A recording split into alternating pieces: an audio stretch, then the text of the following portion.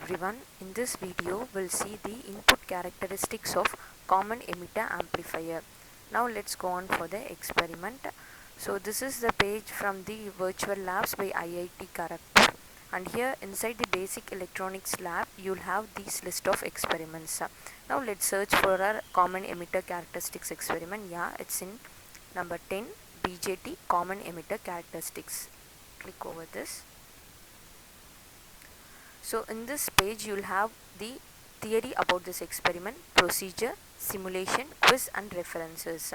In theory you can see the objectives, and if you are very new to the BJT transistor you can very well know about the structure of the BJT transistor. There are two types, one is NPN and another one is PNP transistors, and you can see four different modes of operation. So cutoff region, forward bias region, saturation and reverse bias region.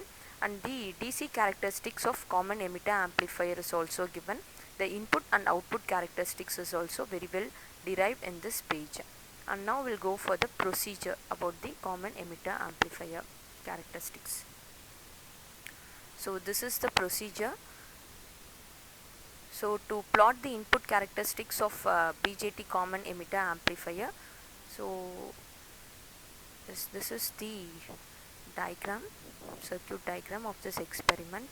So in common emitter amplifier, basically input is applied between the base and the emitter.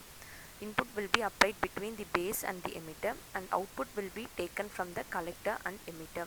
Since emitter is common, the name common emitter configuration. So here in input characteristics, will by keeping the output voltage constant, so the output voltage is VCE. By keeping the output voltage constant, will bring the relation between the input current and input voltage. So input current is base current here, and the input voltage is the base emitter voltage. So in input characteristics, by setting the output voltage constant, we are going to bring a relation between the input current and input voltage. So here output voltage is VCE, input current is base current IB, and input voltage is VBE. So now we'll look in for the procedure. So initially we have to set the rheostat RH1 and RH2 to 1 ohm. So the next step is that we have to set our output voltage VCE. So this output voltage should be constant for certain set of readings for IB and VBE. So now we'll set the constant VCE. So for this we have to vary the rheostat RH2. So the next step is that now we'll set VBE. So now we are going to vary the rheostat, adjust the rheostat RH1 such that the values VBE will be varied. Now we can take the reading for IB. So by clicking the plot tab in the next page, that is we'll see in the simulation page. So by clicking the plot tab, all our set of readings will be sequentially arranged in the tabular column, and then we'll get the graph for the input output characteristics. So now we'll go for the simulation. So click BJT input characteristics.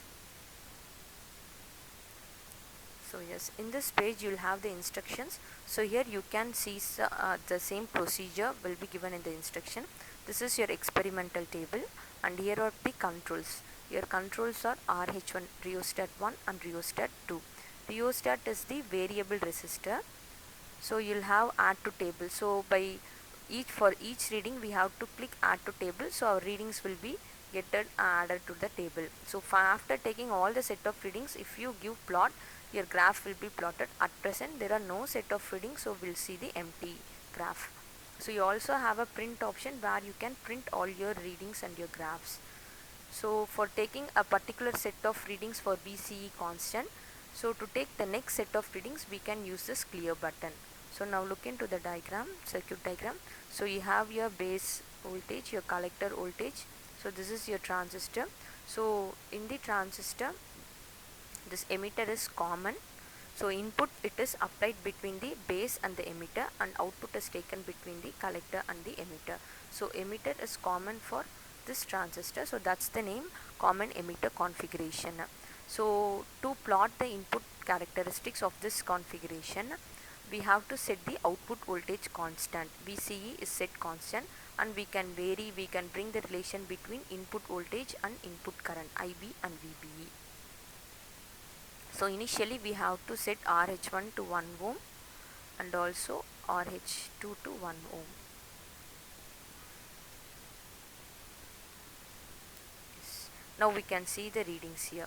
So this VCE should be greater than 0.3 because the transistor will go into the saturation region. So see here, it denotes the value must be greater or equal to 0.3. So now we'll set the VCE. To set VCE constant, we have to adjust RH2.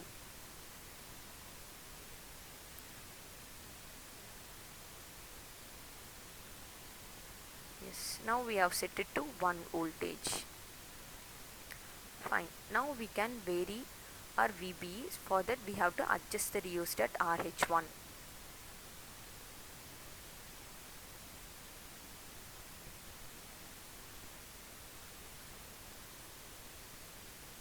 Yes, now we can add. See, now the readings are added to the table. Your base current value 2.3 and your VBE value 0.1 are added to the table, and our common emitter voltage is set to 1 volt. So now we'll say take the next set of readings. So we have to vary RH1. Yes, now add to table.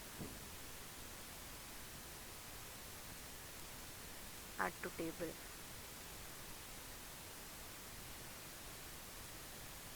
So now we take the next set of readings. That is your VBE value 0.54 and it is added to the table. And now we take the next set of readings. That is our VB will have in the range of 0.6. So 0.6 it is added to the table, and next we'll have in the range of 0.76. So it is also added to the table. So likewise we can take different set of readings that we like. So next at the range of 1 it's added to the table. The more and more readings you take, that much precise your graph will look in. So if the graph is precise, only we can make a few observations from the graph. So likewise we can vary a VBE. So while the VB is varied, you can also see the base current is also varied. Yes, now we have taken around 15 set of readings, and now we'll click the button plot. So yes, you can see the graph is being plotted here. So the graph is between the base current IB and the base emitter voltage. So basically input characteristic is VC is kept constant, and you give a relation between IB base current and the base emitter voltage. So you can see the graph. So in this graph you can, for each reading you can see the value. 0.1 is your base current and 2.3 is your base emitter voltage. So this is the next reading. So if you keep the cursor in each and every point, you can get the values. So if you see the VI plot of this common emitter configuration, the input output characteristic plot, you can have few inferences from this graph. So the first inference is this: the base current gets increased rapidly soon after reaching some cut-in voltage. Okay. So this cut-in voltage, if you see the difference between the base emitter voltage is very small value. So this denotes that the input resistance value is very small. Your IB value increases rapidly soon after it reaches the cut-in voltage. So this increase, if you see, the base emitter voltage difference is very small, and this denotes the input resistance is also very small. But this input resistance value is comparatively higher to your common base configuration. So the next inference you can note is that if you are increasing VCE, that is, as your VCE is increased for fixed value, the base current decreases. Okay. So this is because that if you go on increase your VCE, there is the depletion range also increases. So this will cause the reduction in the base width. So because the base width decreases, obviously your base current also decreases. So these are the few inferences that you can note from this plot. So if you wanna take the next set of readings for the next VCE value, you can clear this graph. So these are the two inferences that you make from your VI plot. And the next one is, if you have to take next set of readings, you can clear this. You can vary the VCE, you can vary the rheostat RH to set the VCE for 2 volt or 3 volt or 4 volt, and then you can continue the same